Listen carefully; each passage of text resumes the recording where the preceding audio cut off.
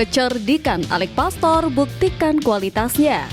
ASEAN All-Star makin kacau, Vietnam kambing hitamkan PSSI. Jadwal drawing Piala AFF U23 2025. Liga yang layak jadi pelabuhan baru Saint Patinama. Push like di bawah, lanjut simak informasi selengkapnya sebagai berikut.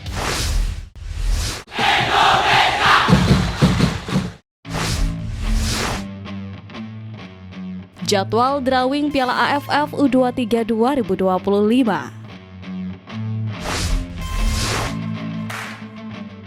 Indonesia secara resmi ditunjuk sebagai tuan rumah gelaran Piala AFF U23 2025 yang nantinya akan diikuti skuad asuhan Gerald Vandenberg.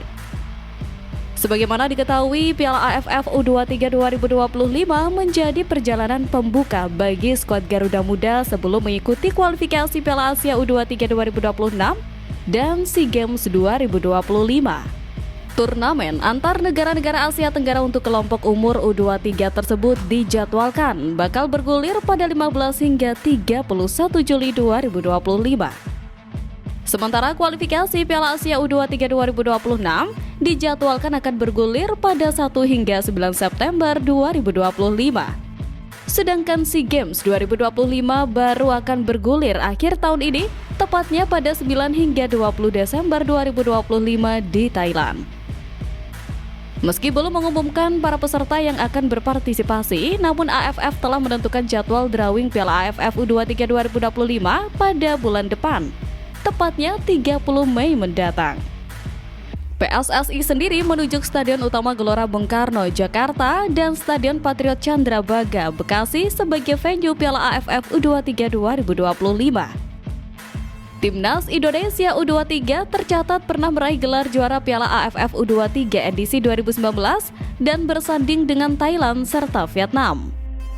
Vietnam bisa dikatakan sebagai tim terbaik di Piala AFF U23 usai menjuarai 2 edisi secara beruntun, yakni pada 2021 dan 2023. Sedangkan Thailand tercatat baru sekali meraih gelar juara Piala AFF U23, tepatnya pada edisi 2005 silam. Namun, di tengah kondisi timnas Indonesia yang kini berada di level Asia dan bersaing menuju Piala Dunia, Piala AFF seakan kehilangan daya tarik. Banyak pecinta sepak bola tanah air yang menginginkan skuad Garuda tidak mengikuti turnamen penuh drama tersebut.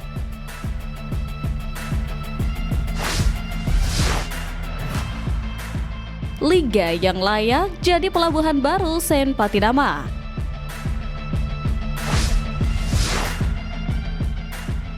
Satu, Liga Norwegia.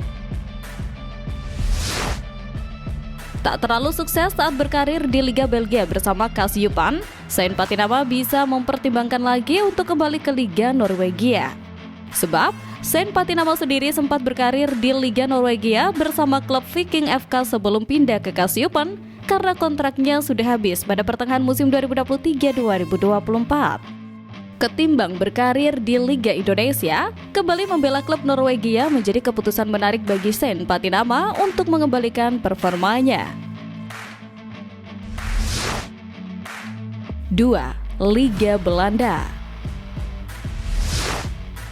Saint Patinama sendiri sejatinya pernah berkarir di klub-klub Liga Belanda dikarenakan dirinya merupakan jebolan akademi klub FC Utrecht. Dirinya juga pernah membela klub Belanda lainnya yakni Telstar pada musim 2019-2020 dan 2020-2021 sebelum akhirnya pindah ke klub Viking FK. Untuk itu, kembali ke Belanda menjadi opsi menarik bagi Saint Patinama. Selain untuk mengembalikan performa, kampung halaman juga bisa menjadi motivasi tersendiri bagi sang pemain. 3. Liga Jepang. Beberapa klub Liga Jepang seperti FC Tokyo dan Gamba Osaka sempat menyatakan minat untuk mendatangkan Saint Patinama pada jeda kompetisi 2024-2025 kemarin. Peluang ini sendiri sejatinya bisa dimanfaatkan oleh bek kiri tersebut untuk memperbaiki karirnya ke depan. Belum lagi Liga Jepang sendiri juga termasuk salah satu liga terbaik di Asia saat ini yang hampir memiliki kualitas yang sama dengan beberapa liga di Eropa. Namun, Sen Patinama juga perlu mempertimbangkan jaminan jam terbang ketika bermain di Liga Jepang. Hal ini dikarenakan Liga Jepang terkenal keras atau tak bersahabat terhadap pemain-pemain asal Indonesia.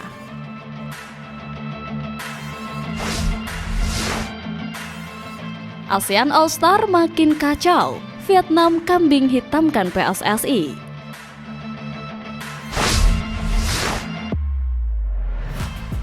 Polemik pelepasan pemain ke ASEAN All-Star masih menjadi topik perbincangan hangat saat ini, khususnya di Vietnam. Pasalnya, Kim Sang-sik yang merupakan pelatih timnas Vietnam ditunjuk sebagai pelatih skuad ASEAN All-Star. Bukan perkara mudah menukangi ASEAN All-Star yang dibentuk untuk menghadapi Manchester United. Tim ini dibangun dengan mengumpulkan para pemain terbaik dari semua negara yang terdapat di kawasan Asia Tenggara. Dan ternyata tidak semua negara bisa mengirimkan pemain terbaiknya, termasuk salah satunya Indonesia. Timnas Indonesia tidak mengirim pemain terbaik dari skuad utama tim nasional, meski tetap menunjuk 2 pemain, yakni Asnawi Mangku Alam dan Muhammad Ferrari. Akan tetapi, seiring berjalannya waktu, masalah baru pun muncul ketika 2 pemain tersebut enggan bergabung. Ketum PSSI Erick Thohir pun tidak bisa memaksa para pemain untuk bisa bergabung ke ASEAN All-Star. Mantan Presiden Inter tersebut telah menyerahkan semua keputusan pada klub dan menghormati keputusan yang diambil. Menanggapi hal itu, media Vietnam The Tau 247 menilai langkah yang diambil Erick Thohir seperti kabar duka untuk Kim Sang-sik dengan beban yang dipikulnya. Federasi Sepak Bola Indonesia atau PSSI membuat keputusan yang tidak menguntungkan bagi pelatih Kim Sang-sik. PSSI akan membiarkan klub memutuskan apakah akan melepas pemain ke ASEAN All-Star melawan Manchester United. Tulis thetau247.vn. Fakta tersebut membuktikan bahwa kondisi ASEAN All-Star saat ini tengah runyam. Berniat untuk menyatukan Asia Tenggara, namun terkesan hanya mencari keuntungan satu pihak belaka. Manchester United sebagai tim ternama bisa jadi ketawa ataupun menyesal telah menyetujui kesepakatan untuk laga uji coba. Terlebih jika melihat kondisi sepak bola ASEAN atau yang dikenal AFF dengan segala dramanya.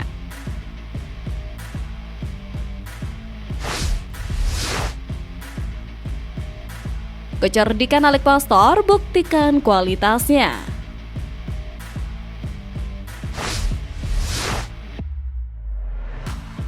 Di tengah kondisi runyam ASEAN All-Star, Alec Pastor kembali menunjukkan kecerdikannya sebagai asisten pelatih timnas Indonesia. Hal itu bermula ketika Alec Pastor menyadari bahwa pemain sepak bola tidak harus selalu menggunakan total football. Dia menyesuaikan taktik dengan permainan yang dilalui oleh timnya demi satu tujuan, yaitu meraih kemenangan bahkan jika harus bermain dengan formasi 9-0-1 sekalipun. Sontak, hal tersebut telah dirasakan sendiri oleh timnas Indonesia dan manajer skuad Garuda Sumarji yang menyadari bahwa Alec Pastor telah membawa warna baru kepada Jay Itzels dan kolega. Sumarji mengaku tak bermasalah untuk melihat timnas Indonesia bermain dengan 9 orang di belakang dan akhirnya menang atas Bahrain. Terlebih pada laga debut Patrick Kluivert ketika menghadapi Australia, timnas Indonesia dihancurkan dengan skor telak 1-5 meski terlihat bermain dengan atraktif. Menariknya, manajer timnas Indonesia itu mengungkapkan bagaimana Alec Pastor bisa membuat permainan Jay Itzels dan kolega menjadi semakin lebih baik. Bersama dengan Denny Lanzat, Alec Pastor berhasil mengubah permainan timnas Indonesia menjadi lebih apik. 2 orang ini, Pastor dan Lanzat, saya lihat memang betul-betul yang jadi motor bagaimana meramu strategi itu dengan cepat. Analisisnya tepat. Saya akui Coach Alex top, ujar Sumarji. Untuk itu, taktik Alec Pastor diharapkan menjadi angin segar yang bisa membantu timnas Indonesia meraih hasil terbaik melawan Cina dan Jepang.